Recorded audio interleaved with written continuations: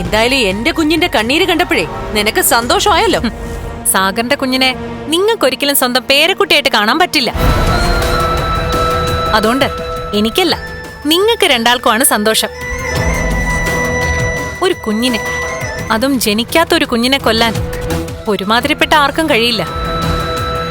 എത്ര ശത്രുതയുണ്ടെങ്കിലും പെണ്ണായി പിറന്ന ആരും അത് ചെയ്യില്ല. മനുഷ്യത്തുള്ള ആണുങ്ങളും ചെയ്യില്ല. പക്ഷെ നിങ്ങളും ഇവളും നിങ്ങളുടെ മോശം അനന്തരവനും ഒക്കെ ഇതല്ല ഇതിനപ്പുറവും ചെയ്യും. നീ കൂടുതലൊന്നും പറയണ്ട. തുരുമ്പ് പിടിച്ച മനസ്സാ നിന്റേത്. അതിനുള്ള ശിക്ഷ നിനക്ക് ദൈവം തന്നിരിക്കും. ഞാൻ പറഞ്ഞല്ലോ, എന്റെ ഭാഗത്ത് തെറ്റെന്തെങ്കിലും ഉണ്ടെങ്കിൽ ദൈവം എന്നെ ശിക്ഷിച്ചോട്ടെ. അത് ഞാൻ സന്തോഷത്തോടെ സ്വീകരിച്ചോളാം. അതേ മാനസികാവസ്ഥ നിങ്ങൾക്കും ഉണ്ടാവണം. നിങ്ങളുടെ രണ്ടാളുടെ ഭാഗത്ത് വീഴ്ച പറ്റിയിട്ടുണ്ടെങ്കിൽ ദൈവം അതിനുള്ള തിരിച്ചടി തരുമ്പോ അത് രണ്ട് കൈ നീട്ടി പുഞ്ചിരിയോടെ സ്വീകരിക്കാനുള്ള തന്റെ ഇടം നിങ്ങൾ കാണിക്കണം. ആ അല്ല, ഞാൻ ഏതാണ്ട് കലക്കി കൊടുത്തിട്ടാണ് മഞ്ജുന്റെ കുഞ്ഞു പോയെന്ന് ഇങ്ങോട്ട് വന്നു കയറിയപ്പോ പറഞ്ഞായിരുന്നല്ലോ. വീണ്ടും അത് തന്നെയാണ് പറയാൻ പോകുന്നെങ്കിൽ മോളുടെ കുഞ്ഞിനെ ഞാനാണ് കളഞ്ഞെന്ന് പറഞ്ഞ് നിങ്ങൾ അവളുടെ അമ്മയല്ലേ, കൊണ്ടുപോയി കേസ് കൊടുക്ക്. പോലീസ് സത്യസന്ധമായ ഒരു അന്വേഷണം നടത്തട്ടെ. അങ്ങനെ അന്വേഷണം നടന്നാൽ നീ പ്രതിയായിട്ട് വരും. അത്രയ്ക്ക് ഉറപ്പ് നിനക്കുണ്ടെങ്കിൽ ഒരു കാര്യം ചെയ്യാം, ഞാൻ തന്നെ കൊണ്ടുപോയി കേസ് കൊടുക്കാം. യഥാർത്ഥ പ്രതി ആരാണെന്ന് പിന്നെ ആ കേസ് അന്വേഷിക്കുമ്പോ അവര് പറയട്ടെ.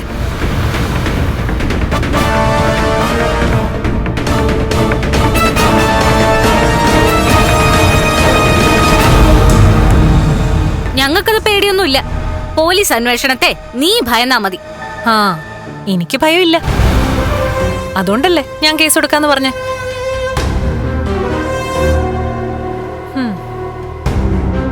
സാഗറും കണ്ണേട്ടനും ഒന്നിങ്ങോട്ട് വരട്ടെ. അത് കഴിഞ്ഞ് അവരോട് ആലോചിച്ചിട്ട് എന്ത് വേണമെന്ന് മഞ്ജു തന്നെ തീരുമാനിക്കട്ടെ.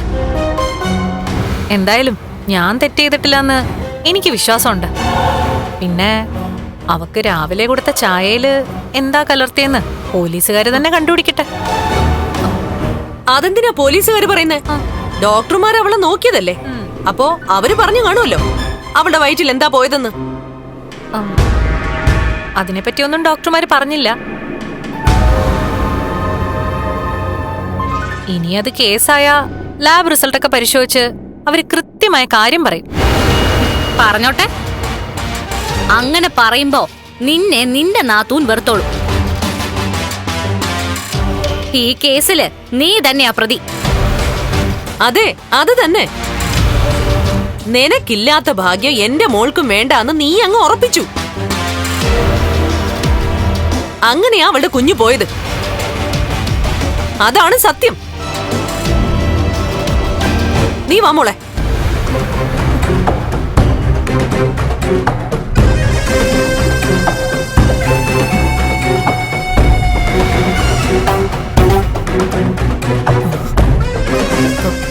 മോളെ, ഇനി അവളെങ്ങാനും കൊണ്ടുപോയി കേസ് കൊടുത്താ നമ്മള് കുടുങ്ങും മോളെ. എങ്ങനെ കൊടുങ്ങാനാ? ആ വൈദ്യർ തന്ന മരുന്ന് എന്റെ ഉള്ളില് പോയിട്ട് ഡോക്ടർമാർക്കത് കണ്ടുപിടിക്കാൻ പറ്റിയില്ല. എന്തോ ഉള്ളില് പോയിട്ടുണ്ടെന്നേ അവർക്കറിയാൻ കഴിഞ്ഞുള്ളൂ. പിന്നെ എനിക്ക് മറുമരുന്ന് തരാൻ വേണ്ടിട്ട് ഉള്ളില് പോയ മരുന്നിനെ പറ്റി അച്ഛനും മുത്തശ്ശിയും കൂടി ഡോക്ടറോട് പറഞ്ഞപ്പോഴാ അവരപകടം അറിഞ്ഞത്.